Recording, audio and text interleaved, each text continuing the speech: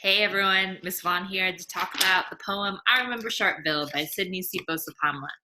So again, you should have your writing utensil out, follow along, pause, rewind if you need to re-listen, and make notes about what this poem is about. So this poem is about the Sharpeville massacre that happened on March 21st, 1960. And Sepamla is going to make a change in the tone and style in which he tells his story. Everything that we have read from him so far, it's been biting or sharp or cunning, often sarcastic, lots of embedded meaning, especially for South Africans. They were the ones who would be able to pick up on a lot of the references that he makes. And then lots of stuff that can be read ambiguously, or it's not super clear what he feels exactly. And remember that he was using poetry as a means of resistance because in case he got in trouble for any of the poems that he wrote, he could easily defend himself with a different interpretation. But Remember Sharpeville, he's going to change that. He's going to rely heavily on imagery and also figurative language, and he's going to tell the story of exactly what the title says, how he remembers Sharpeville. And so he starts off with the poem by saying that on March 21st, on the 21st March 1960, actually I'm going to read this with you on this website so you can see the pictures and follow along. So it says, on the 21st March 1960, on a wrecked, ruined, raked morning, a black sea surged forward. So remember that roughly 7,000 people were going to protest the passbook laws, and they were going to the police station at Sharpeville. And so this Black Sea is a metaphor where he's comparing the Black people, the Black South Africans, to a Black Sea. And more specifically, it's going to be like a wave. But when you're out in the ocean, or if you guys have ever looked at the ocean beyond the waves, the sea kind of undulates and it moves together, not always uniformly. And so the group of people who are going towards the police station are like that Black Sea. And he also gives us a bit of foreshadowing where we know that it's not going to end very beautifully or nicely for these people because he describes it with alliteration and consonants, saying wrath wrecked and also ruined raked. So those expressions tell us that there's going to be some destruction that's going to happen. And I also want you guys to think about the metaphor of the sea. The sea can also be destructive too. Even though it's very beautiful, it's also very dangerous. So he says, a black sea surged forward, its might ahead, mind behind. So might in this instance is not like a maybe. It's not like, oh, I might eat candy later tonight. Might in this instance means power or strength. So they are letting their uniform strength move them forward, might ahead, mind behind. So they're not going to overthink it. They're not thinking about the consequences of their actions as they're moving towards the police station. It also says it, and I think that it is in reference to the Black Sea that he mentions earlier in the poem. And he says it had down centuries old containment. And so this sea is being fueled by centuries old containment. And containment means, if we're thinking back to all the way back to whom it may concern, where they were only allowed in certain places, they were contained in certain areas, and the passbook laws is one way to reinforce that. So that containment has fueled this fire or this rage or this movement to go protest the passbook laws. One goal fed its day's loyalty to shed debris on an unwilling shore.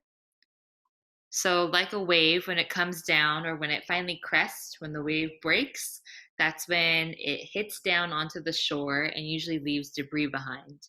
Debris in this instance is going to be the people who get killed as they are trying to run away, when the police, who are unprepared and also inexperienced, when they start firing their guns at them.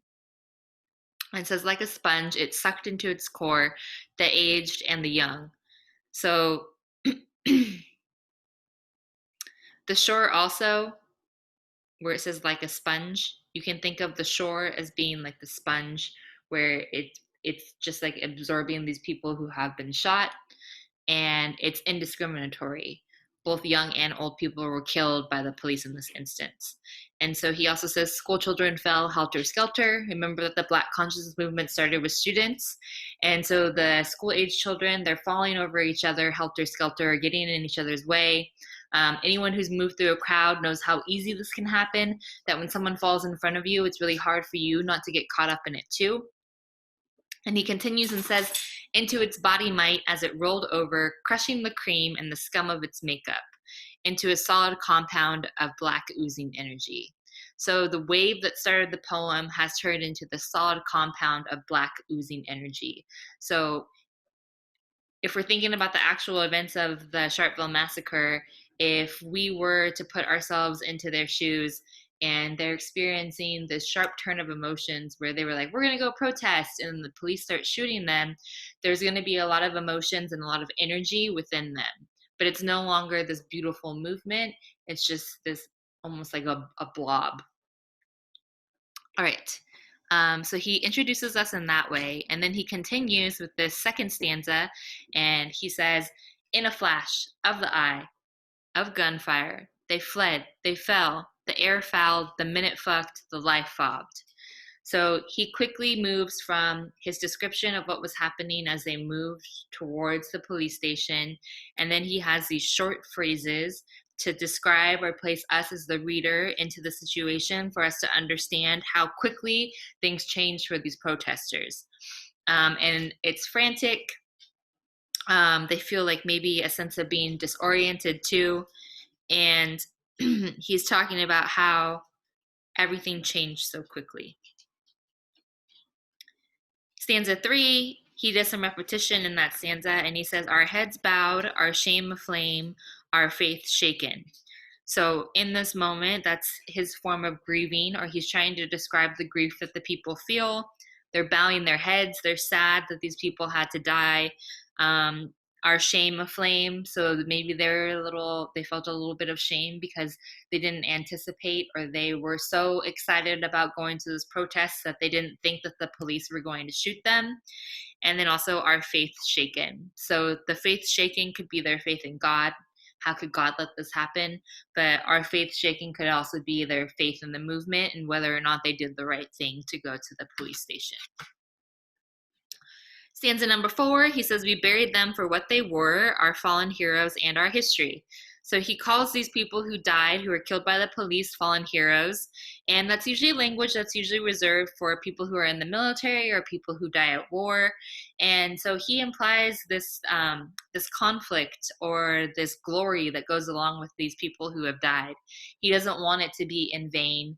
He doesn't want it to be just random. He doesn't want to move on from it. He wants it to be remembered because he feels like it's an important part of their history as Black South Africans. Stanza 5 is when the funeral starts, and he says, for orations we had the religious, for gun carriers we had the string of hearses, for flags half-mast our tear-soaked hankies. And so he's describing the scene. Specifically, he's acknowledging the fact that even though he calls them fallen heroes, the South African government isn't going to treat them that way. So the only thing that they really had to fly in respect and also in remembrance for these people who were killed were their tear-soaked hankies. It goes on and says, we craned our necks to raise voices higher still, for them lay row upon row, crammed a regiment under the blazing, bloodied sun. So like a military team would be all lined up if they're ready to go into battle. He brings about a stronger sense of sadness by saying that they're all ready to go in their regiment as they are laying row by row. So there's lots of people who have died.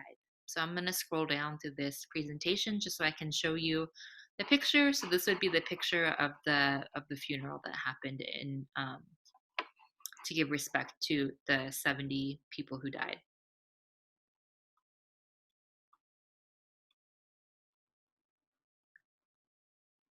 Okay, when it says we craned our neck, when you crane your neck, it's usually that when you're trying to look and observe. And so it's acknowledging how many people were there to pay their respects and that they were also trying to raise their voices. They were trying to give their respect to the people who had died. And he continues in stanza number 7, and he writes, "They had lain deserted around and upon their original graves."